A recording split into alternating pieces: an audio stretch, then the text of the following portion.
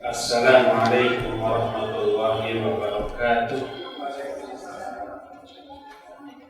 Alhamdulillah, wassalatu wassalamu ala Rasulillah Muhammad ibn Abdillah wa ala alihi wa ashabihi wa mawala wa man tabi'ahum bi ihsanin ila yaumil qiyamah wa ba'd.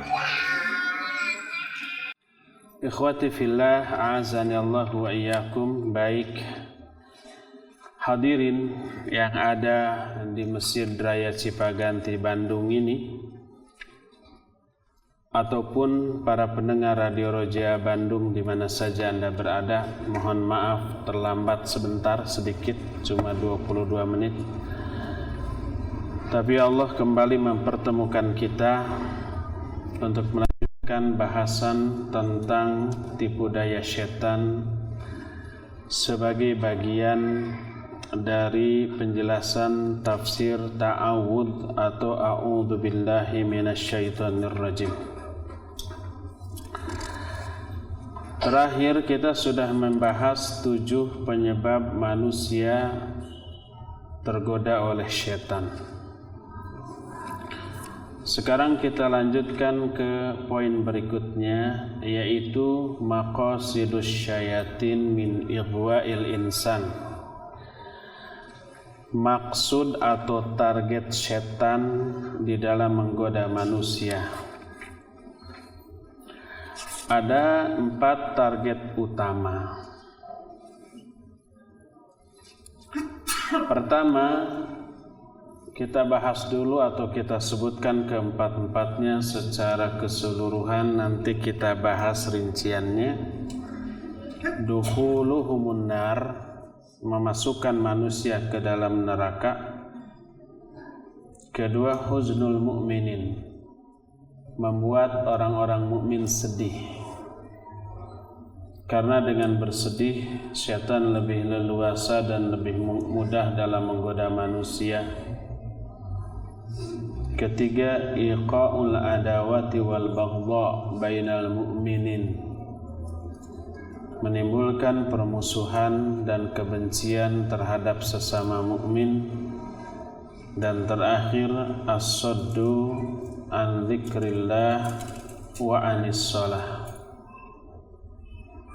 menghalang-halangi manusia dari zikir kepada Allah dan dari salat. Itulah keempat target setan di dalam menggoda manusia. Kita bahas satu demi satu. Pertama, target setan dalam menggoda manusia adalah memasukkan manusia bersama mereka ke dalam neraka Jahannam. Surah Fatir ayat yang ke-6 menyatakan, inna syaitana lakum aduwwun fattakhidhuhu aduwwa innama yad'u hizbahu liyakunu min ashabis sa'ir. Sesungguhnya syaitan itu musuh yang nyata bagimu, maka jadikan dia sebagai musuh. Hanyalah syaitan itu mengajak kelompoknya untuk menjadi penghuni neraka sa'ir. Oleh karena itu, bila syaitan merupakan musuh bagi kita, wajib kita menjadikan dia sebagai musuh, memposisikan dia sebagai musuh. Karena dia akan mengajak orang-orang yang mentaati dan mengikutinya ke neraka sa'ir. Dan itulah seburuk-buruk tempat kembali. Dan tidak ada cara bagi syaitan untuk memasukkan manusia ke dalam neraka kecuali dengan cara agar mereka itu kafir kepada Allah dan menyembah syaitan. sebagaimana firman Allah dalam Yasin 61, alam a'had ilaikum ya bani Adam alla ta'budu syaitan innahu lakum aduwwun bin wa an'buduni hadza siratul mustaqim. Bukankah aku telah perintahkan kepada kalian hai bani Adam agar kalian jangan menyembah setan, karena sungguhnya setan itu musuh yang nyata bagi kalian, tapi sembahlah aku. Dan inilah siratul mustaqim. Ayat ini, kata para ulama di antara Imam Ibnu Katsir rahimahullah dalam kitab tafsirnya menyatakan adalah ucapan Allah kepada manusia pada hari kiamat dengan mengatakan, bukankah aku telah perintahkan kepadamu, alam ahad ilaikum, maknanya alam akhud ilaikumul ahda fid dunya, bukankah aku telah mengambil perjanjian dari kalian ketika di dunia, yaitu jangan kalian menyembah setan dan jangan mentaatinya, tapi sembahlah hanya aku satu, hanya aku satu-satunya. Dan kamu sebagai Bani Adam, sebagai manusia sudah menyetujuinya. Inilah siratal mustaqim, maka telusuri siratal mustaqim ini. Jadi siratal mustaqim adalah menyembah atau mentauhidkan Allah dan tidak mengikuti dan mentaati syaitan.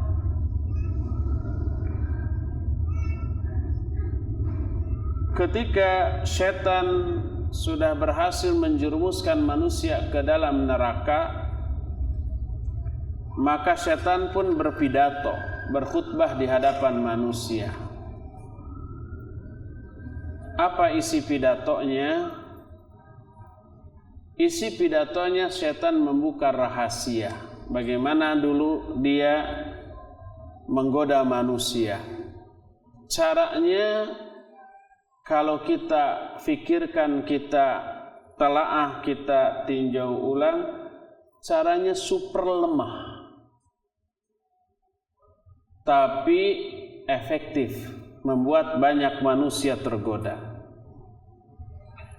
Coba kita perhatikan khutbah atau pidato setan di hadapan pengikutnya dalam neraka nanti, yang Allah tuangkan dalam Al-Quran surah Ibrahim ayat 22. Wa ma kana li alaikum min sultan illa an da'autukum fastajabtum li fala talumuni walumu anfusakum ma ana bimusakhirikum wa ma antum bimusakhiri inni kafartum bima asyraktumuni min qabl inna dhalimina lahum adzabun alim. Kata setan, aku tidak memiliki kekuasaan untuk memaksa kalian, kecuali yang aku lakukan hanyalah mengajak kalian, lalu kalian memenuhi ajakanku. Jadi itulah yang dilakukan oleh setan, hanya mengajak, tidak bisa memaksa. Pernah enggak kita mendengar bisikan di telinga ketika akan pergi ke masjid? Kamu jangan pergi ke masjid, kalau pergi kamu saya cekek. Pernah begitu? Enggak. Atau umpamanya malam-malam bangun mau tahajud, lalu ada bisikan, kalau kamu wudu lalu tahajud saya hantui kamu seumur hidup. Lalu belegedeg terjadi penampakan. Apakah pernah enggak itu kejadian? Enggak pernah. Syaitan tidak bisa memaksa manusia. Atau pas kita akan sholat tiba-tiba kejang. Tidak pernah itu kejadian. Syaitan tidak diberi kekuasaan untuk itu oleh Allah Azza wa Jalla. Syaitan hanya mengajak, melalui bisikan yang isi bisikannya langsung muncul di hati tanpa terdengar suara di telinga. Tapi bisikan itu berulang-ulang. Tidak hanya sekali, dua kali, puluhan, malah ratusan kali, bahkan ribuan kali. Itulah yang disebut dengan was-was. Setiap fiil yang ada pengulangan huruf, maknanya itu dilakukan berulang-ulang. Seperti zalzala, diguncangkan terus-menerus. Idza zulzilatil ardu zilzalah. Atau umpamanya kabkaba, dibolak-balik, bukan hanya sekali, dua kali, terus. Termasuk waswasa, huruf waw dan sin diulang dua kali. Waswasa, kabkaba, qalqala. Tadi juga zalzala. Jadi dua huruf diulang dua kali. Itu maknanya dilakukan terus-menerus tanpa henti sampai tujuan dari hal itu tercapai. Waswasa atau waswas bisikan yang dilakukan berulang kali terus sampai berhasil, dan hanya berisi ajakan, tapi ajakan yang berulang-ulang. Jadi kata setan, illa an da'autukum, yang aku bisa lakukan hanyalah mengajak kalian, fastajabtumuli, maka kalian kemudian memenuhi ajakanku. Fala talumuni walumu anfusakum, maka sekarang kalian jangan mencela aku, tapi celaklah diri-diri kalian sendiri. Ma ana bimusakhirikum wa ma antum bimusakhiri, aku tidak bisa menolong kalian sekarang, kalian pun tidak bisa menolong aku. Dan inilah akhir dari nasib baik setan ataupun manusia yang mengikutinya, kedua-duanya berkumpul di dalam neraka. Oleh karena itulah, maka setan itu sekedar mengajak dan tidak memaksa, tidak bisa mengancam dengan ancaman fisik. Tetapi karena kelemahan manusia, ajakan itu diikuti, ditaati, kemudian masuklah mereka bersama-sama setan ke dalam neraka, wal'iyadzubillah. Inilah target yang pertama, yaitu memasukkan manusia ke dalam neraka. Target kedua, menimbulkan kesedihan. Gimana aja caranya agar manusia itu sedih? Baik dengan mengungkit-ungkit kejadian masa lalu yang membuat dia berurai air mata, atau dengan cara dihasutnya orang lain untuk menghina kita, memfitnah kita, memarahi kita, lalu kita sedih. Dihasutnya orang lain ketika kita bertiga, dua orang yang lainnya disuruh bisik-bisik di hadapan kita. Apa yang terjadi? Kita sedih. Ada apa ini? Saya nggak dilibatkan. Setelah orang itu hatinya sedih, dalam keadaan sedih lebih mudah bagi syaitan untuk menggoda lebih jauh lagi. Lihat Al-Mujadilah ayat yang ke-10, Allah berfirman, innaman najwa minasyaitan liyahzunal ladzina amanu. Hanyalah bisik-bisik itu dari syaitan agar orang-orang mukmin merasa sedih dengan bisik-bisik tersebut.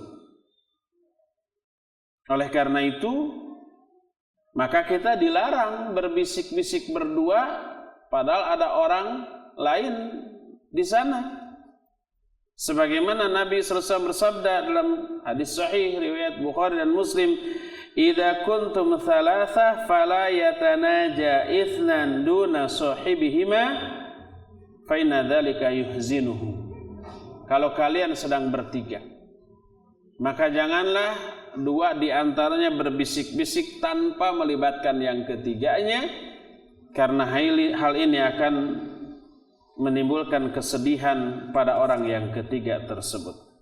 Dilarang, dan itu haram, membantu setan. Kedua orang itu oleh setan diperalat. Untuk apa? Menimbulkan kesedihan pada orang yang ketiga. Setelah sedih, setan lebih mudah menggoda. Berdasarkan hal itulah maka kesedihan pada hakikatnya dilarang oleh Allah. Kita dilarang untuk sedih. Dalam Al-Quran banyak. Allah berfirman, wala tahinu wala tahzanu wa antumul a'launa in kuntum mu'minin. Janganlah kalian merasa hina. Janganlah kalian merasa sedih. Kalianlah yang paling tinggi apabila kalian orang-orang yang beriman. Wala a'idh yaqulu li sahibihi la tahzan innallaha ma'ana. Ketika Nabi SAW dan Abu Bakar berada di Gua Thaur ketika akan hijrah, sembunyi dulu di sana. Di bawah uberan orang-orang kafir. Untuk ditangkap, dibunuh dengan iming-iming hadiah yang besar. Pertama 100 ekor unta ditingkatkan 1000 ekor unta. Siapa yang bisa menangkap Muhammad SAW hidup atau mati ini hadiah. Orang berebut. Bermunculanlah para pemburu bayaran dadakan. Maka seluruh kota Mekah diuber. Jalan menuju ke Madinah, karena mereka tahu akan menuju ke Madinah, juga disisir, disweeping, diblokir. Karena itu Nabi SAW tidak langsung malam itu menuju ke kota Madinah melalui jalan umum yang biasa. Kalau ke sana akan tersusul. Tapi beliau mengarah ke arah yang berlawanan dengan arah kota Madinah. Karena nggak ada yang menyangka akan ke sana kan. Lalu selama 3 hari 3 malam beliau ngumpet dulu di Bukit Thaur. Disebut Bukit Thaur karena dia ada di Gua Thaur karena dia ada di Bukit Thaur. Disebut Bukit Thaur karena dia seperti Thaur. Thaur itu sapi jantan besar. Bukit ini kalau dari kejauhan bentuknya seperti itu. Kenapa di sini disebut Gunung Tangkuban Parahu? Karena bentuknya seperti parahu nangkub. Nangkub itu tengkurap. Disebutlah Tangkuban Parahu. Kalau umpama bentuknya seperti parahu nangkarak, sigana tangkarakan parahu. Bukit Thaur disebut demikian karena seperti Thaur, sapi jantan betina, sapi jantan yang besar. Nah di sana ada gua, namanya juga Gua Thaur. Ngumpet selama 3 hari 3 malam di sana. Melihat orang yang paling dicintainya begitu menderita dengan diburu oleh para pemburu hadiah dadakan, Abu Bakar sedih sampai menangis. Oleh Nabi dilarang. Idh yaqulu li sahibi la tahzan. Ketika Nabi selesai berkata kepada sahabatnya, itu Abu Bakar, la tahzan, jangan kamu sedih. Innallaha ma'ana. Dilarang untuk sedih. Yang dimaksud dengan dilarang untuk sedih, pertama dilarang melakukan perbuatan yang bisa menimbulkan kesedihan pada diri kita atau pada diri orang lain apapun. Yang kedua, dilarang mengungkit-ungkit atau mengingat-ingat kejadian masa lalu yang menyedihkan untuk menimbulkan kesedihan lagi dalam hati kita. Umpamanya mengingat-ingat kematian orang yang kita cintai, kelucuannya ketika masih hidup terbayang lalu kita sedih menangis. Maka suasana hati pun redup. Kalau sudah sedih begitu apa yang terjadi? Malas ngapa-ngapain. Tidak bergairah untuk melakukan apapun. Tidak bersemangat, apatis. Lalu setan dengan leluasa dan mudah masuk ke dalam jiwa orang itu untuk menggodanya. Oleh karena itu, maka Nabi sallallahu alaihi wasallam berdoa kepada Allah dari kesedihan. Salah satu doanya yang masyhur adalah apa? Allahumma inni a'udzubika minal hammi wal huzn wal azzi wal kasal.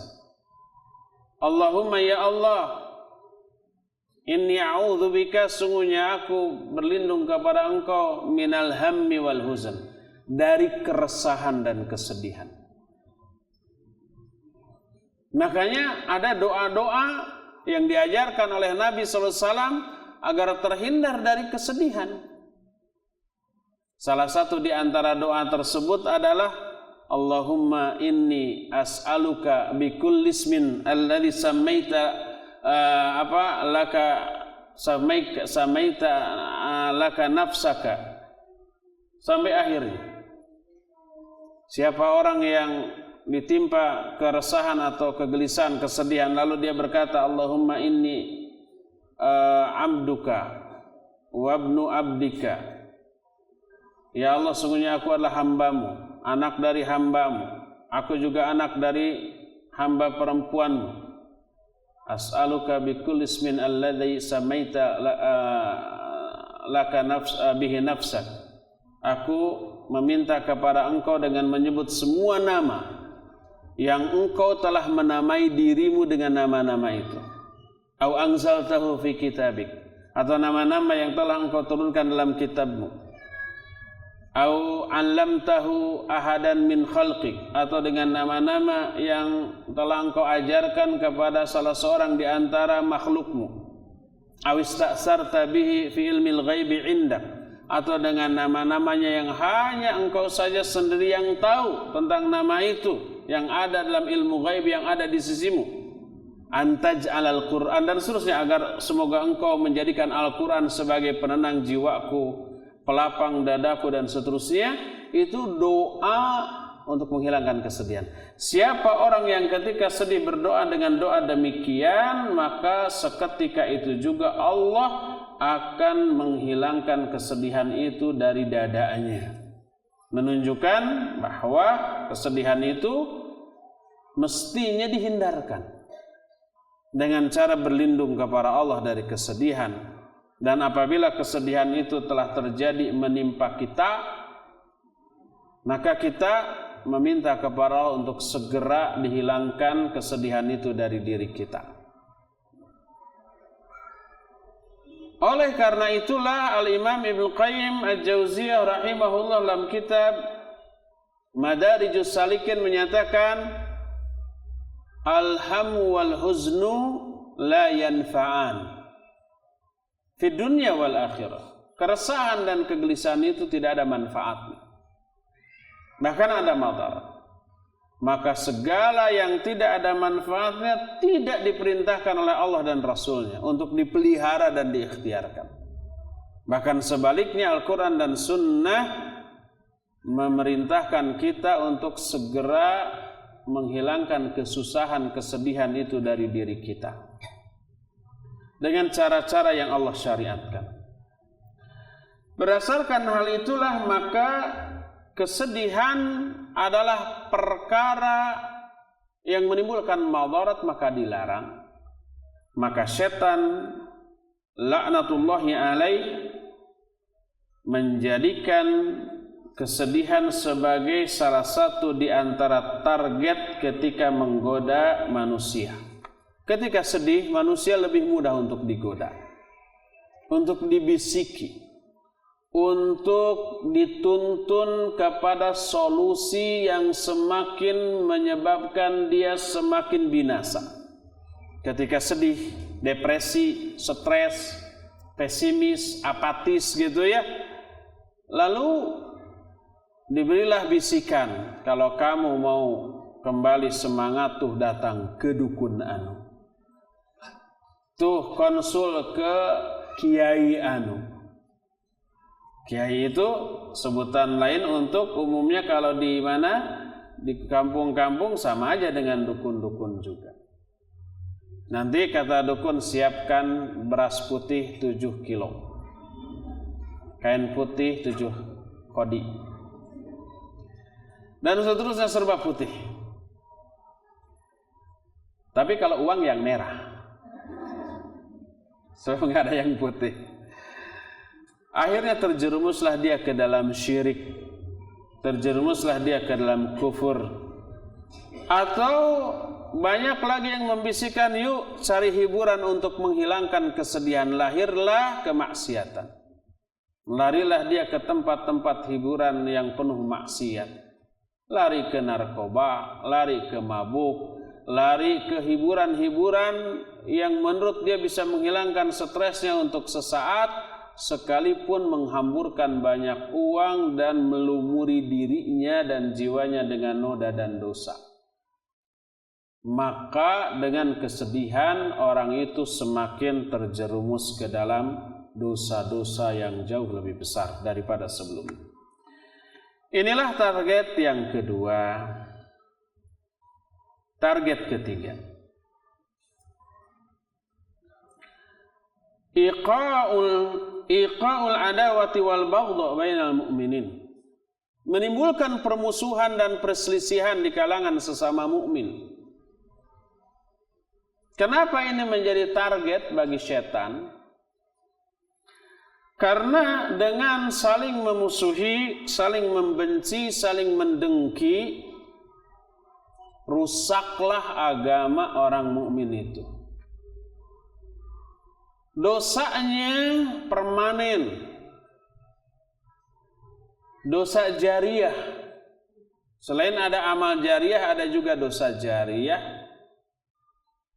Dan yang lebih hebat lagi daripada itu, amal-amal ibadahnya bisa terhapus. Apa yang sudah dilakukan berupa amal baik bisa terhapus, dan amal-amal yang dilakukan selama dia membenci mukmin lain ditolak oleh Allah, tidak diterima. Ampunan dari Allah pun tertahan dari diri dia. Itulah bahayanya permusuhan dan kebencian di antara sesama mukmin. Bahayanya besar, tidak kecil. Makanya menimbulkan permusuhan itu termasuk salah satu di antara target setan untuk menggoda manusia. Rasul alaihi salatu wassalam bersabda dalam salah satu hadis yang diriwayatkan oleh Imam Muslim, "Inna syaitana qad aisa ayya'budahul musalluna fi jaziratil Arab, walakin fit tahrishi bainahum." Sesungguhnya setan itu telah putus asa untuk disembah oleh manusia di jazirah Arab. Tauhid orang-orang pada saat itu sudah demikian kuat. Orang tidak mungkin lagi digoda untuk berbuat syirik atau kufur di jazirah Arab. Maka setan putus asa. Akidah dan tauhid yang tertanam di kalangan kaum muslimin saat itu begitu kuat. Maka setan putus asa dari menggoda manusia untuk syirik dan kufur, tapi setan mengalihkan target godaannya ke target yang kedua, yaitu memunculkan tahrish, saling memusuhi dan saling membenci di kalangan sesama mukmin. Oleh karena itulah maka banyak terjadi pertengkaran, permusuhan, kebencian, kedengkian antar sesama mukmin dari masalah apapun, baik masalah dunia termasuk masalah agama. Terjadinya permusuhan di kalangan sesama muslim bukan karena urusan dunia semata-mata, tapi juga dalam urusan agama. Beda pendapat sudah bermusuhan. Beda dalam mensikapi suatu masalah sudah bermusuhan. Akhirnya tidak ada seorang pun kaum muslimin yang hidup di dunia kecuali pasti ada orang yang membencinya, mendengkinya, memusuhinya, sebaik dan sesoleh apapun orang tersebut. Dan ini merupakan keberhasilan setan dalam menggoda manusia. Nah, ketika munculnya berbagai macam permusuhan, maka fitnah pun merajalela. Apa akibatnya? Akibatnya pikiran orang teracuni. Yang dia pikirkan adalah orang yang dibencinya. Muncul niat-niat jahat, rencana-rencana busuk, menyusun rencana untuk memfitnah, menjurumuskan, menghina, mempermalukan orang itu di hadapan orang banyak, dan rencana-rencana busuk lainnya. Mengharapkan keburukan kepada orang tersebut bagaimanapun caranya. Padahal orang yang dipikirkannya anteng, nggak inget-inget acan kepada dia, gitu ya. Orang yang dengki dan benci kepada orang lain itu diibaratkan orang yang makan racun, tapi dia berharap orang lain yang mati. Nah, mudah-mudahan orang itu mati. Saya minum racun, mati enggak? Bukan orang lain yang mati, dirinya yang berbahaya. Seperti itulah benci. Seperti itulah dengki. Akibatnya apa? Akibatnya di dalam sholat dia terganggu. Ibadahnya terhalang oleh kedengkian. Kalau toh ibadah kualitasnya menurun. Makanya fitnah yang merajalela di suatu tempat dan suatu zaman menjadi penghalang besar dari ibadah baik secara kualitas ataupun kuantitas. Maka ibadah pada saat seperti itu pahalanya beda loh. Kata Nabi SAW dalam sebuah hadis yang sahih diriwayatkan oleh Imam Muslim, al-ibadatu fil haraj kahijratin ilayya. Beribadah pada waktu haraj seperti hijrah kepada aku. Hijrah kepada Rasul SAW itu kan pahalanya gede banget itu. Beribadah pada waktu zaman haraj pahalanya sebesar itu. Hadis itu sahih riwayat Imam Muslim. Berkata Imam An-Nawawi ketika menjelaskan hadis ini, al-muradu bil haraj huna al-fitnah wa ikhtilatu umurin nas wa sababu kathrati fadlil ibadah fihi. Anna an-nasa yaghfiluna anha wa yastaghiluna anha wa la yatafarragu laha illa al-afrad. Yang dimaksud dengan haraj dalam hadis ini adalah fitnah dan berkecamuknya urusan di kalangan manusia. Manusia saling ejek, saling celak, saling memojokkan, saling memberi gelar dengan gelar-gelar yang buruk. Tidak ketemu dengan orangnya, rame di Facebook. Hati-hati ikhwan dan akhwat yang mau mengomentari ya sebuah status dari orang lain yang mencela dakwah kita atau ustadz kita atau syekh kita, guru kita. Kita kan terpancing apa coba? Emosi. Lalu meluncurlah jurus-jurus yang lebih dahsyat dari mulut kita. Sekebun binatang keluar. Itu sikap yang bukan sikap seorang penuntut ilmu. Penuntut ilmu itu ilmiah,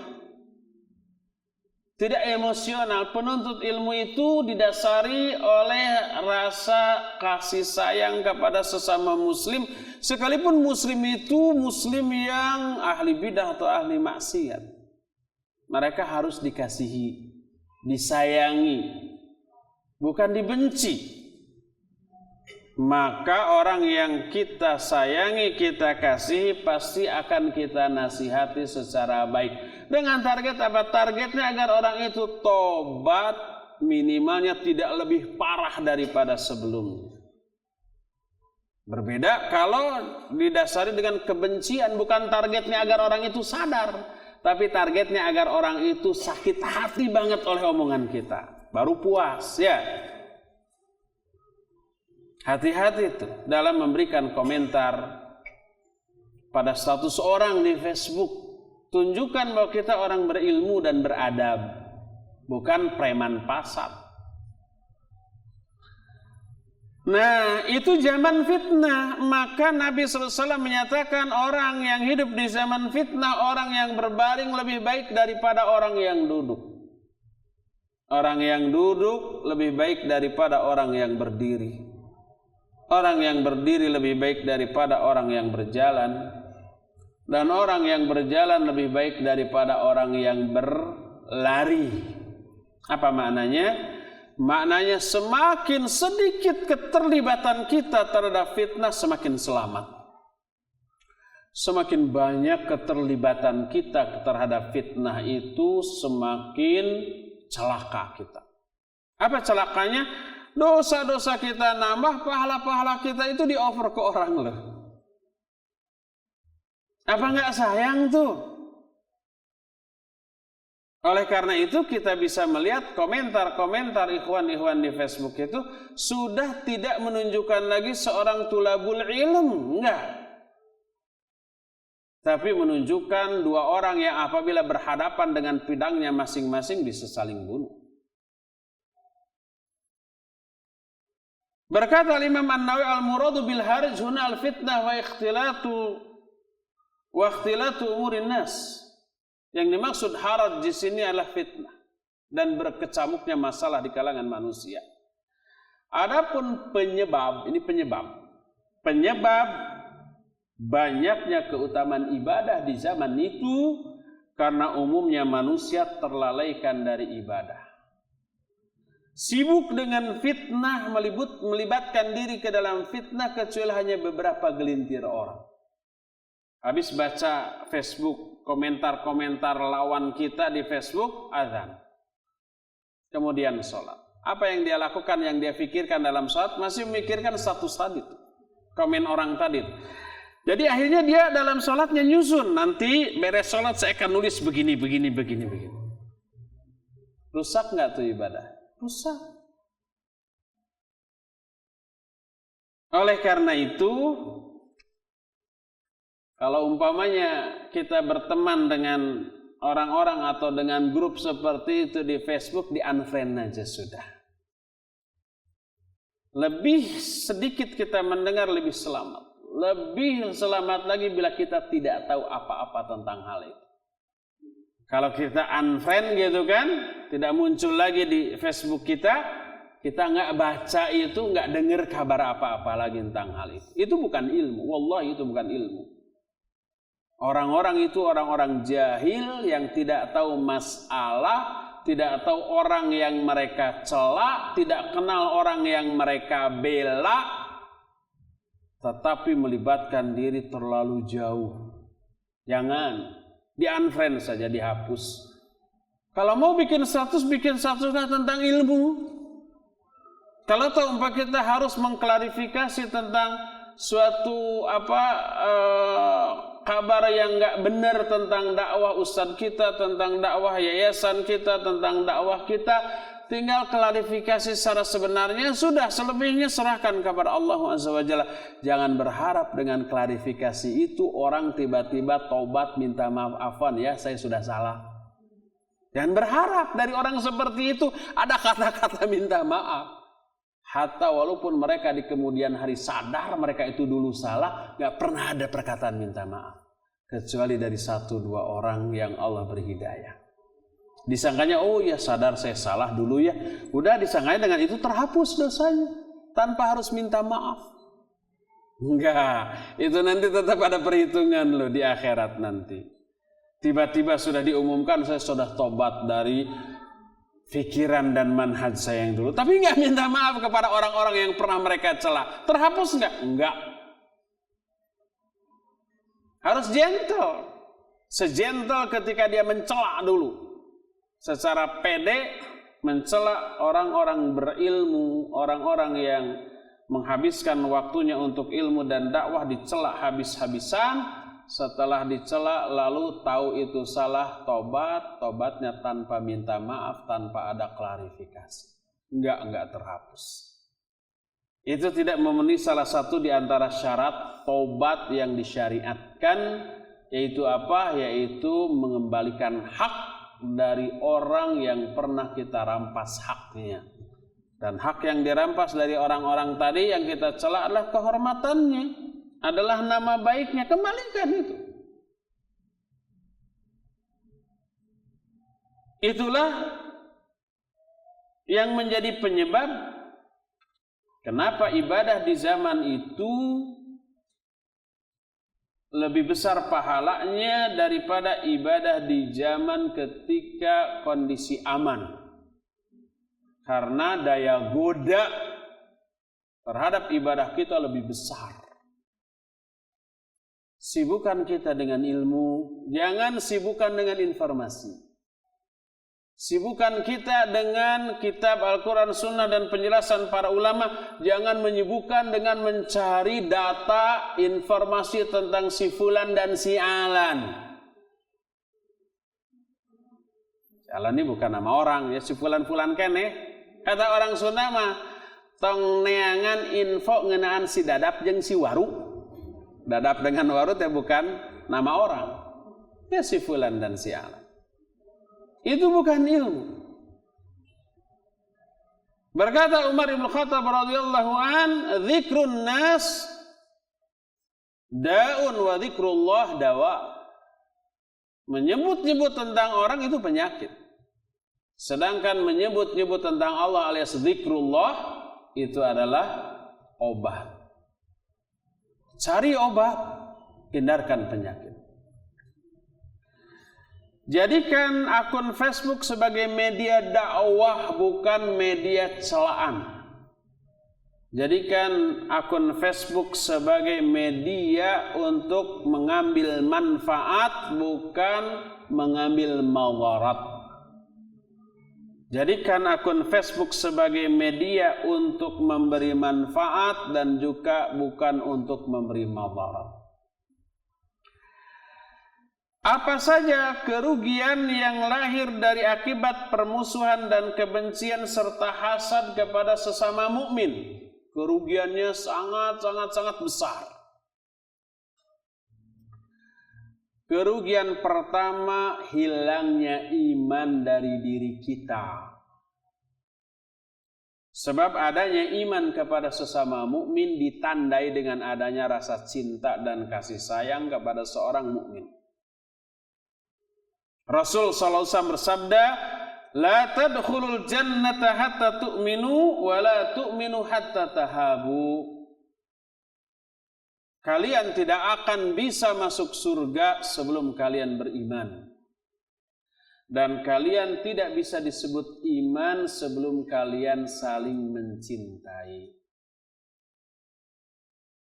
Jadi kalau tidak ada rasa saling mencintai di antara sesama mukmin, yang ada malah saling benci, menunjukkan tidak ada iman. Wala tu'minu hatta tahabu. Kalian tidak disebut beriman sehingga kalian saling mencintai.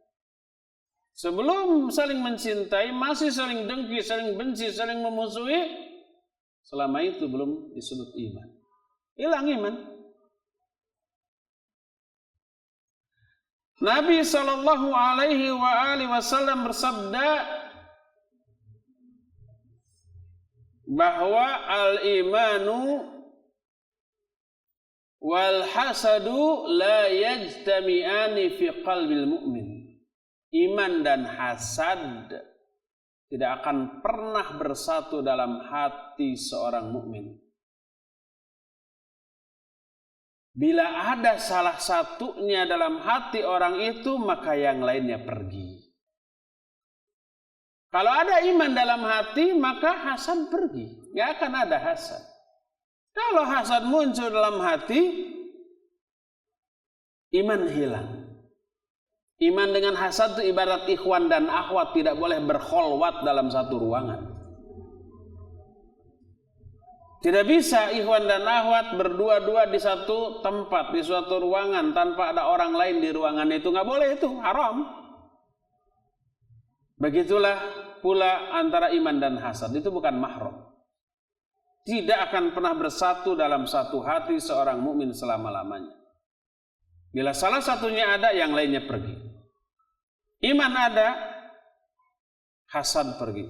Hasad muncul, iman hilang. Allah berfirman, innamal mu'minuna ikhwatun. Hanyalah orang mukmin dengan orang mukmin itu tiada lain kecuali mereka itu bersaudara. Dan sebagai saudara wajib ada rasa cinta antara sesama mereka. Jadi kerugian yang pertama dari adanya hasad atau dengki, benci, memusuhi adalah hilangnya iman dari diri kita. Inilah yang pertama. Kerugian yang kedua, salat dan ibadah lain yang dilakukan oleh orang yang saling memusuhi tidak akan diterima oleh Allah SWT selama mereka bermusuhan. Sebagaimana sabda Nabi SAW dalam salah satu hadisnya, la turfa'u thalathatun la turfa'u salatuhum inda min ru'usihim illa shibra. Ada 3 golongan manusia. Salat mereka tidak akan diangkat dari kepala-kepala mereka kecuali hanya sejengkal. Sudah hanya segitu, tidak akan diangkat menembus langit yang diterima oleh Allah, enggak. Kalau amalan itu diterima oleh Allah terus sampai menembus langit ke-7 dan diterima oleh Allah SWT. Tapi ini jangankan ke langit ke-7, jangankan ke langit pertama, ke awan, cuma sejengkal dari kepalanya. Alias apa? Tidak diterima sholat orang ini, ketiga orang ini. Siapa saja ketiga orang ini? Pertama, yang pertama ini insya Allah kita nggak akan termasuk. Rajulun amma qauman wa hum lahu karihun. Seseorang yang memimpin suatu kaum. Para kaum itu membenci sang pemimpin. Ini bisa berarti kepemimpinan secara umum, bisa imam dalam sholat. Karena kita bukan pemimpin RT acannya. Yang benci kita ada nggak? Pasti ada. Karena sunnah yang kita amalkan. Bukan karena akhlak. Mungkin akhlak kita bagus. Tapi kenapa mereka benci? Karena sunnah yang kita amal. Karena dakwah yang kita lakukan. Mereka benci. Tapi kan kita bukan pemimpin. Ya. Toh kalau mereka membenci karena itu kita jadi imam sholat, lalu di belakang ada yang membenci kita nggak dosa. Yang membencinya yang salah. Paling 1-2, bukan seluruh kaum. Nah, ini golongan pertama yang sholatnya nggak akan diterima. Presiden, menteri pemimpin bukan? Ya pemimpin, minimal pemimpin dalam departemennya ya. Gubernur, wali kota, bupati, camat, lurah, kades, sampai RW, RT. Kalau mereka dibenci oleh kaumnya, salat mereka nggak diterima oleh Allah SWT. Kedua, kita juga insya Allah bapak-bapak, ikhwan-ikhwan nggak kena, ibu-ibu nih yang banyak. Jangan-jangan semuanya kena. Kedua, imra'atun batat wa zawjuha anha sakhit. Seorang istri yang tidur terlelap pada malam hari dalam keadaan suaminya murka kepadanya. Marah karena hak-haknya tidak dipenuhi. Karena si istri kurang perhatian, bukan kurang pergaulan. kurang perhatian kepada suami, sekalipun kurang perhatiannya itu waktunya habis untuk ibadah kepada Allah Azza wa Jalla. Umpamanya pas maghrib, ba'da maghrib, suaminya baru pulang, istrinya masih sholat maghribnya lama karena khusyuk dia, tahu suaminya pulang, dibiarkan beres. Umpamanya sholat maghrib wirid khusyuk lama, terus sholat sunat lama khusyuk, langsung adzan isya, lalu sholat isya lama, wirid lama, berdoa lama sampai nangis. Terus setelah itu melakukan sholat rawatib ba'da isya. Beres begitu baru mencari suaminya sudah terlelap tidur dalam keadaan jengkel dan mangkal. Tidur juga istrinya, jam 2 bangun tahajud, khusyuk sampai sholat subuh. Beres sholat subuh dia sholat dengan bacaan yang panjang. Beres sholat subuh dia wirid sampai syuruk. Beres syuruk dia sholat 2 rakaat agar pahalanya sama dengan pahala haji dan umroh secara sempurna. Beres jam 7 baru bangun, suaminya sudah pergi. Dalam keadaan apa? Mengkah.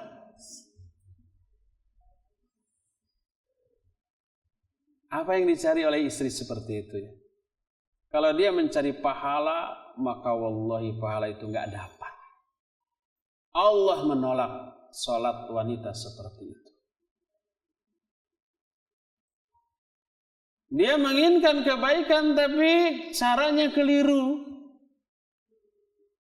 Sehingga bukan kebaikan yang dia peroleh tapi murka Allah Azza wa Jalla karena kemurkaan suaminya kepadanya. Sholat wanita itu tidak akan diterima oleh Allah, tidak akan diangkat kecuali hanya sejengkal dari kepalanya. Di Jakarta saya ngaji, atau apakah sekarang ibu-ibu dari Jakarta ada nggak ke sini? Ada pertanyaan dari seorang laki-laki, seorang bapak. Ustaz, seorang istri nih bilang kepada suaminya mau pergi ke mall. Kata suami jangan. Karena apa? Karena di sini banyak tuh pekerjaan. Kata istri enggak, saya lagi nyari pahala. Nyari pahala ke mall. Iya, karena ada kawannya, sahabatnya minta diantar ke mall. Dan ngantar sahabat menyenangkan sahabat berpahala. Walaupun suaminya melarang, dia tetap pergi. Pahalanya nol, nggak dapat, dosa yang jelas besar itu. Kalau memang nyari pahala, pahala terbesar itu di rumahnya loh. Kecuali kalau niatnya lain, bukan pahala, cuma pahala itu sekedar kedok. Nyari pahala sekedar alasan, padahal nyari kesenangan. Di rumah bete, lihat cucian numpuk, lihat piring kotor numpuk, lihat juga kamar amburadul, ya. Daripada di rumah lebih baik udah jalan-jalan, mudah-mudahan begitu pulang sudah beres sama suaminya. Wah, itu double itu dosanya. Pahalanya nggak dapat sama sekali. Nah, yang ketiga ini, kelompok ketiga yang ada kaitannya dengan apa yang sedang kita bahas sekarang, warrajulani yatakhasamani hatta yastaliha. Kelompok yang ketiga yang sholatnya dan amal-amal lainnya tidak diterima oleh Allah adalah 2 orang yang saling bermusuhan sampai kedua-duanya islah. Inilah kerugian yang kedua dari adanya saling membenci. Dari adanya saling mendengki, saling memusuhi kepada sesama muslim, yaitu tidak diangkat sholat-sholat mereka. Apakah hanya sholat? Enggak. Seluruh ibadah. Disebut sholat karena itulah simbol dari ibadah-ibadah lain yang sangat mulia. Hubungannya langsung dengan Allah Azza wa Jalla. maka rugilah orang yang saling memusuhi, saling membenci, saling mendengki sama mukmin, karena ibadahnya tidak akan diterima sampai mereka islah. Inilah kerugian yang kedua. Kita sebut minimal 10 kerugian biar puas. Biar takut. Agar setelah bubar dari kajian ini, mana yang saya benci, aduh afwan dirangkul ya. Nah nanti setelah itu ada iming-iming dahsyatnya islah. Pahala islah itu lebih besar daripada pahala sholat, saum dan sedekah loh. Nanti kita akan bahas hadisnya ya. Kerugian yang ketiga, kita masih membahas tentang kerugian dulu. Kerugian ketiga dari dengki, benci, dan permusuhan adalah kita bahas Selasa depan. Sekarang tinggal 15 menit lagi waktu yang tersisa untuk tanya jawab ya. Cukup sampai di sini saja dulu, dan sisa waktu yang ada kita akan gunakan untuk tanya jawab. Tanya Pak. Siapa? Pak Mulyono dulu. Mangga Pak Mulyono, orang Kopo Sayati ya? Margahayu lah, salah wae. Mangga Pak Mulyono. Pertanyaan saya ada dua Pak. Yang pertama mengenai pengajian mengenai Malaikat. Mengenai hadisnya, ada yang bertanya masalah hadis. Banyak yang menyampaikan hadis tapi tidak tahu hadisnya yang mana, tidak tahu. Terus kemudian bagaimana seandainya ada seseorang menyampaikan hadis tapi itu benar. Contohnya begini, sabda Rasulullah SAW bersabda, di antara kalian seseorang berwudu dengan menyempurnakan wudunya, kemudian mengucapkan asyhadu an la ilaha illallah wa asyhadu anna Muhammadan Rasulullah. Dia akan dibukakan pintu-pintu 8 pintu di surga dan dia akan masuk kemana yang disukai. Nah, tapi terus dia ditanya hadisnya mana, tidak tahu, tidak bisa menerangkan, tapi dia pernah membaca hadis itu. Bagaimana itu salah atau benar? Iya. Keduanya, di antara yang mana doa yang mengangkat tangan? Iya. Doa yang mengangkat tangan. Karena saya suka mendengar dari Raja Roja, tapi saya belum begitu karena cuma sedikit saya mendengar. Iya. Sekian, Assalamualaikum warahmatullahi wabarakatuh. Waalaikumsalam warahmatullahi wabarakatuh. Pak Mulyono dari Margahayu Raya. Ada 2 pertanyaan. Pertama, kalau seorang pernah membaca hadis dan yakini sahih, tapi lupa periwayatnya siapa, boleh nggak dia menyampaikan? Iya, boleh. Para ustadz sering begitu, termasuk saya. Apa yang kita seperti tadi, kalau saya ditanya hadisnya riwayat siapa yang menyatakan la tadkhulul jannata hatta tu'minu wa la tu'minu hatta tahabu, saya lupa. Kalau nggak salah Bukhari, tapi itu sahih. Sebab saya hanya membaca dari sebuah kitab yang hadis-hadisnya dijamin sahih. Adapun kalau hadis itu dhaif, pasti akan saya ingat-ingat kedhaifannya beserta alasannya. Karena apa? Karena nanti ditanya apa alasannya dhaif. Sebab kalau sebuah hadis sahih tidak perlu dijelaskan kenapa sahih. Karena apa? Karena kalau suatu hadis disebut sahih pasti memenuhi 5 kriteria kesahihan hadis. Tapi kalau dhaif harus dijelaskan alasan kedhaifannya. Maka sering kali para ustadz kalau menemukan sebuah hadis sahih tidak diingat-ingat siapa perawinya. Tapi kalau menemukan sebuah hadis itu dhaif pasti diingat dan alasannya untuk apa dikemukakan. Kenapa hadis ini dhaif? Jadi kalau kita yakin sudah membaca hadis itu dan yakini kesahihannya, boleh kita sampaikan. Wallahu a'lam, itu yang pertama. Kedua, doa yang dimana yang angkat tangan. Doa itu ada 3. Pertama, doa yang memang di sana disyariatkan angkat tangan. Seperti umpamanya doa ketika istisqa, salat istisqa. Doa ketika kita haji atau umrah, ya, baik umpamanya setelah ketika kita sa'i di Safa dan di Marwah. angkat tangan. Ketika kita habis jumrah, juga angkat tangan. Ketika kita wukuf di Arafah, ya angkat tangan. Itu memang disyariatkan. Itu yang pertama. Kedua, doa-doa yang disyariatkan, dicontohkan oleh Nabi tidak mengangkat tangan, bahkan ada larangan. Seperti contoh doa ketika khutbah pada khutbah Jumat, di khutbah kedua, itu Nabi SAW tidak angkat tangan. Bahkan ketika seorang sahabat, Nabi waktu itu sudah wafat, seorang sahabat Jumatan, terus si imam mengangkat tangan ketika berdoa dalam khutbah. Dia menyatakan, qabbahallahul hataini yadaini, semoga Allah memburukan kedua tangan itu, karena sungguhnya Rasul SAW tidak pernah mengangkat tangannya ketika berdoa.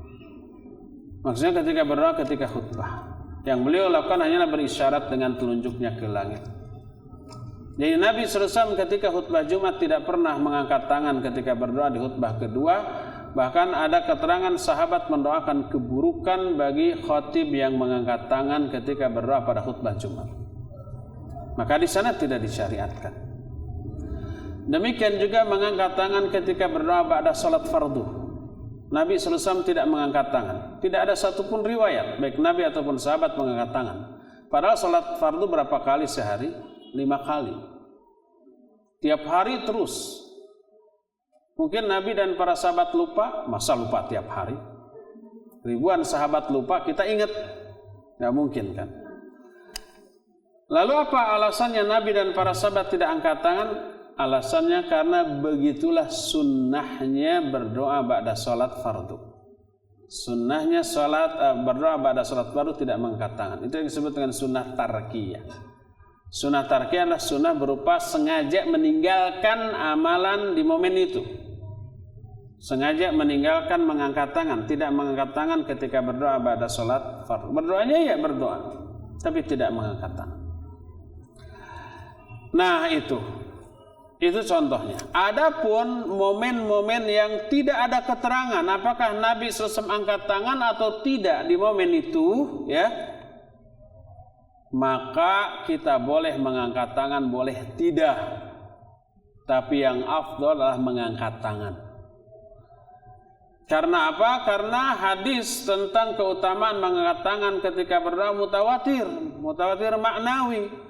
Bahkan Rasul SAW menyatakan Allah merasa malu bila seorang hamba mengangkat dua tangannya berdoa meminta, lalu oleh Allah ditolak permintaannya. Allah malu, menunjukkan bahwa memang hukum asal berdoa mengangkat tangan.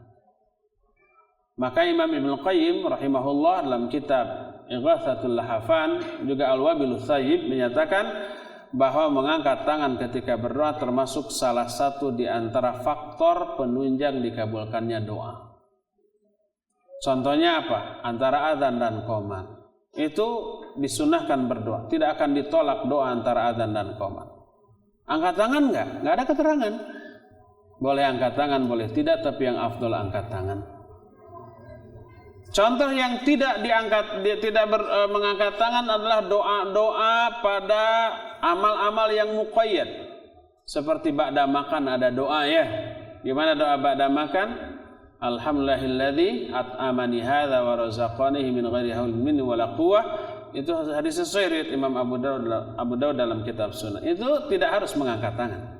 Doa mau tidur, doa bangun tidur, doa mau ke WC, keluar WC, mau masuk masjid, keluar masjid, doa ketika keluar rumah, doa ketika naik kendaraan. Itu doa-doa yang muqayyad. Muqayyad itu artinya yang terikat dengan amalan tertentu, tidak disyariatkan mengangkat tangan. Karena Nabi SAW juga tidak mengangkat tangan dalam hal itu. Doa ba'da wudu, muqayyad apa mutlak? Muqayyad dengan wudu. Dan Nabi SAW tidak diriwayatkan mengangkat tangan. Jadi doa-doa yang muqayyad semuanya umumnya tidak mengangkat tangan.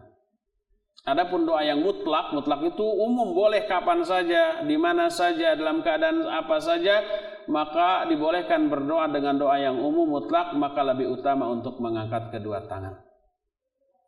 Kalau kita umpama ada riungan, syukuran ataupun rapat, lalu diakhiri dengan doa.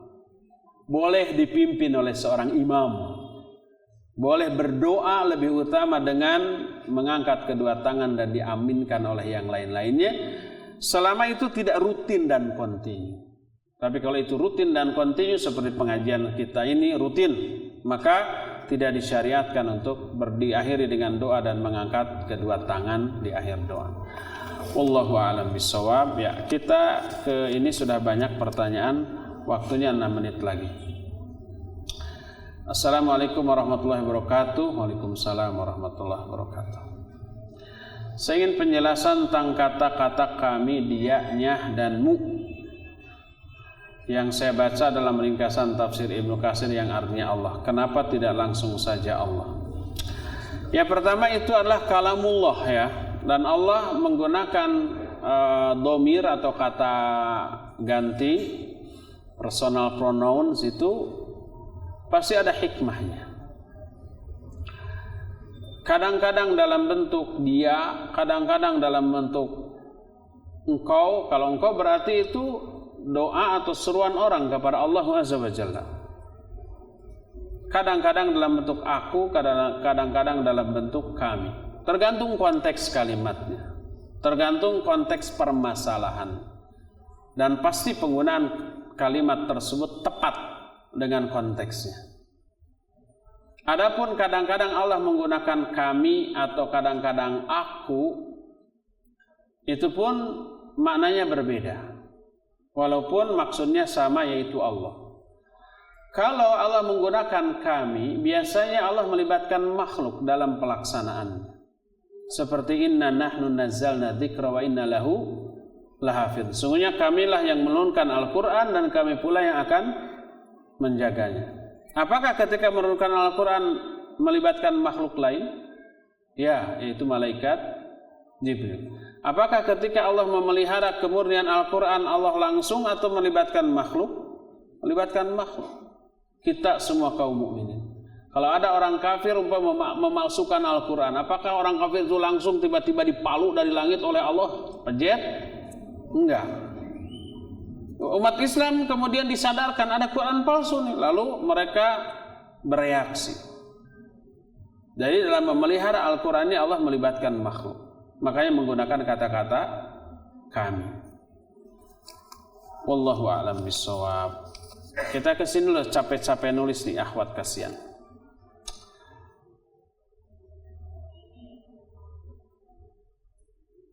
Mohon dijelaskan kriteria atau sifat atau syarat minimal seorang muslim dikatakan dia itu memusuhi muslim lain.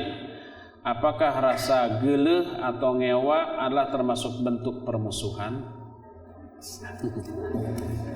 Dalam bahasa Sunda padanan katanya banyak, ngewa, geleh, cua, ijid, teresep, gitu ya. Nah, yang begitu itu banyak. Itu artinya satu, yaitu benci. Nggak suka. Iya, benci itu bahasa Arabnya baghdha. Dan itu bibit permusuhan. Nanti kita akan jelaskan kriterianya pada pertemuan yang akan datang. Boleh nggak kita hadir di pernikahan orang berpaham Syiah? Jangan, janganlah. Saya mendapatkan kopian tulisan seorang yang mencela Syekh Ali Hasan Al-Halabi sebagai Syekh yang pro Raja Saudi dalam hal meminta bantuan kepada Amerika Serikat ketika Perang Teluk. Bahkan penulis menukil tulisan Albani rahimahullah jika dikaitkan dengan kegiatan beliau yang datang ke Indonesia dalam berdakwah kepada sunnah yang sahih. Perlu ditambahkan bahwa penulis pernah duduk di beberapa masyaikh seperti Syekh bin Baz hafizahullah. Mohon penjelasan atas talbis tersebut. Ya, seperti tadi, orang mencela seorang syekh hanya karena informasi yang parsial. Tapi informasi menyeluruhnya tidak. Mungkin kasusnya belasan tahun yang lalu. Kemudian itu dijadikan acuan untuk menilai dia di masa sekarang dan seterusnya. Dan itu kedzaliman, itu ketidakadilan. Bahwa ada tahdiran Lajnah Daimah kepada Syekh Ali Hasan, iya. Tapi kita umumnya hanya mendengar itu tahdiran sudah. Kejadian yang terjadi selanjutnya kita tidak tahu kan, dan tidak mau tahu seolah-olah. Padahal setelah itu ada dialog, ada pertemuan, ada titik temu dalam beberapa perkara. Tapi ahlul hiqd wal hasad, orang-orang yang dengki, hanya mengambil satu poin informasi tahdirnya aja. Yang lain-lainnya mereka nggak peduli. Lalu itu dijadikan senjata untuk menembak. Maka tertembaklah tidak hanya Syekh Ali-nya saja secara pribadi, tapi juga semua orang yang masih berkaitan bermuamalah dengan Syekh Ali. Itu termasuk salah satu yang tadi berbicara tentang fitnah tanpa ilmu, hanya dengan kebodohan. Baik bodoh tentang syariat maupun bodoh tentang informasi waqi terkini. Maka sebagai tulabul ilm seharusnya kita menjauhkan diri dari hal itu. Assalamualaikum warahmatullahi wabarakatuh. Waalaikumsalam warahmatullahi wabarakatuh. Sama tadi pagi saya mendengar layar tentang kerugian malaikat rahmat tidak datang ke rumah. Iya. Tapi pertanyaan saya, di mana saya bisa baca yaitu ayat Quran maupun hadis yang mengatakan bahwa foto dan gambar dan patung itu yang benar itu dilarang. Iya. Ada kalau Bapak, ya ada pertanyaan dari Pak Alam Syah. Ini Alam Syah bekas Menteri Prawinargara bukan? Oh lain. Tapi mirip. Tuanya mirip. Pertanyaannya bahwa menggambar itu dilarang. Di mana bisa ditemukan? Banyak. Menggantung foto dan patung. Oh, menggantung foto dan patung. Iya, ada sebuah buku khusus. Kalau nggak salah buku ini sudah diterjemahkan, wallahu alam siapa penerjemahnya dan apa judulnya. Karena tadinya buku ini mau saya terjemahkan tapi keduluan orang sudah katanya, udah nggak jadi. Judulnya Al-Buyut la tadkhuluhal malaikah. Rumah-rumah yang tidak akan dimasuki oleh para malaikat. Nah, di antaranya itu rumah yang ada gambar, ada patung dan seterusnya, dan di sana dikutip banyak nas Al-Qur'an dan juga hadis-hadis yang sahih serta penjelasan para ulama tentang hal itu. Nah, di sana insya Allah kita bisa dapatkan. Judul aslinya Al-Buyut la tadkhuluhal malaikah. Judul terjemahannya mungkin rumah-rumah yang tidak dimasuki malaikat. Mungkin itu ya. Tapi nggak tahu judul yang sebenarnya dalam terjemahannya, dalam buku yang sudah beredar. Dan apakah masih beredar atau tidak? Wallahu a'lam bishawab. Jadi pertanyaan di mana bisa dapat? Di buku itu salah satunya ya. Bagaimana Ustadz kalau kita benci sama suami? Kok bisa? Bagaimana kalau kita benci sama suami karena sulit diajak dekat pada Allah dan Rasulnya? Oh, tidak bisa membimbing keluarga, sulit diajak ke pengajian. Bagaimana sikap kita pada suami? Dulu milihnya gimana? Mungkin ketika milih sama-sama gitu ya. Setelah berumah tangga, istrinya dapat hidayah, suaminya belum. Mungkin begitu. Musibah. Nah, bagi yang belum, sekarang wanti-wanti. Jangan lihat hartanya, kegantengannya, pendidikannya, jabatannya, tapi lihat agamanya. Dijamin insyaallah barokah rumah tangga itu. Pertama, segala hal yang dianggap rusak lebih utama memperbaikinya daripada membuangnya, kalau kita bisa memperbaikinya. Termasuk umpamanya anak atau suami punya istri kayak begini juga. Ada pertanyaan seperti ini dari Ikhwan, gimana saya menghadapi istri saya yang diajak ngaji malah lebih baik berantem.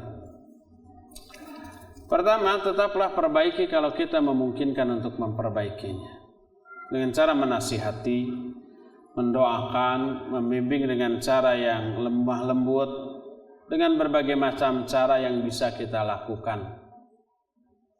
Tapi kalau berbagai macam cara sudah kita lakukan tidak berhasil, ibarat barang mobil diperbaiki bisa, tapi ongkosnya itu lebih mahal daripada beli baru. Mending memperbaiki mobil lama seharga mobil baru, atau lebih baik ya sudah ini dijual atau bahkan dibuang itu lalu beli yang baru. Ya mending beli yang baru. Kalau umpamanya ongkosnya lebih besar atau sama. Jadi kalau umpamanya seorang suami memiliki istri, dinasihati sudah. Penyimpangannya fatal, fundamen. Penyimpangannya itu mendasar. Dan secara syar'i wanita seperti itu harus dicerai. Kalau enggak dicerai, doa laki-laki itu enggak dikabul oleh Allah. Salasatun idza da'u Allah lam yastajib lahum. Ada 3 golongan manusia yang bila mereka berdoa kepada Allah, Allah enggak akan kabulkan doanya. Salah satu di antaranya adalah rajulun lahu imra'atun sayyatul khuluq wa lam yutalliqha. Seseorang yang punya istri yang berakhlak bejat tapi tidak diceraikan juga. Setelah berusaha diperbaiki, maka lebih utama menceraikan. Makanya Nabi SAW oleh Allah disuruh mengancam istrinya untuk diceraikan. Kalau mereka matre, ya ayuhan Nabi qul li azwajika in kuntunna turinal hayata dunya wa zinata fata'alina umattikunna wa usarrikunna sarahan jamila. Hai Nabi, katakan kepada istri-istrimu, kalau kalian menginginkan dunia dan kemewahannya, ini aku beri, tapi akan aku ceraikan kalian dengan cara menceraikan yang baik. Nabi disuruh mengancam istrinya untuk menceraikannya bila memang seperti itu. Umar bin Khattab menyuruh anaknya yaitu Ibnu Umar menceraikan istrinya. Karena Ibnu Umar masih sangat sayang, masih sangat cinta. Bingung, diceraikan masih cinta, tidak diceraikan ini bapak. Akhirnya dia datang kepada Nabi SAW dan mengkonsultasikan. Apa kata Nabi? Ati abaka, taati bapak, ceraikan istrimu. Jadi kalau alasannya syar'i, iya. Daripada memperbaiki tapi ongkosnya tadi lebih besar daripada membeli yang baru gitu. Terapkan ini dalam semua kasus perkara yang memang bisa diperbaiki dengan harga, dengan kos yang murah, perbaiki. Kecuali kalau memang sudah rusak, hancur banget, tidak diperbaiki atau memperbaikinya menyebabkan kosnya lebih besar daripada melepaskannya, lebih baik dilepaskan. Wallahu a'lam. Shawab. Ini sudah lewat dari waktu yang kita tetapkan. Jatah kita cuma sampai 11:30. Cukup sampai di sini saja. Subhanakallahumma bihamdik, asyhadu an la ilaha illa anta, astaghfiruka wa atubu ilaik. Walhamdulillahirabbil alamin. Wassalamualaikum warahmatullahi wabarakatuh.